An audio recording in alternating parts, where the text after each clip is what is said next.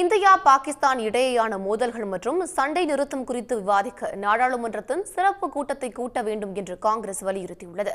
சிறப்பு கூட்டம் தொடர்பாக மக்களவை எதிர்க்கட்சித் தலைவர் ராகுல் காந்தி, மாநிலங்களவை எதிர்க்கட்சித் தலைவர் மல்லிகார்ஜுன கார்கே ஆகியோர் பிரதமருக்கு கடிதம் எழுதியுள்ளனர்.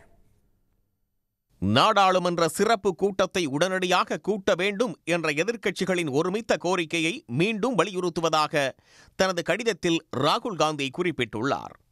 பஹல்காம் தீவிரவாத தாக்குதல், இந்தியாவின் ஆபரேஷன் சிந்தூர் நடவடிக்கை, இந்தியா பாகிஸ்தான் இடையேயான சண்டை நிறுத்தம் குறித்த அமெரிக்க அதிபர் டிரம்பின் அறிவிப்பு ஆகியவை குறித்து நாடாளுமன்ற மக்கள் பிரதிநிதிகளிடம் விவாதிப்பது மிகவும் முக்கியம் என்று ராகுல் தெரிவித்துள்ளார்.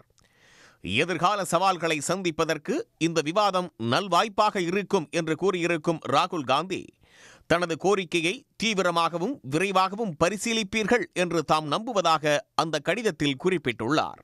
காங்கிரஸ் தலைவரும் மாநிலங்களவை எதிர்க்கட்சித் தலைவருமான மல்லிகார்ஜுன கார்கே பிரதமருக்கு எழுதியிருக்கும் கடிதத்தில், பஹல்காமில் நடந்த தீவிரவாத தாக்குதலை தொடர்ந்து நாடாளுமன்ற அவைகளின் சிறப்பு கூட்டத்தை கூட்டுமாறு ஏப்ரல் 28 கடிதம் எழுதியதை சுட்டிக்காட்டியுள்ளார். இதே கோரிக்கையை வலியுறுத்தி ராகுல் காந்தி எழுதியிருக்கும் கடிதத்தையும் கார்கே குறிப்பிட்டு காட்டியுள்ளார்.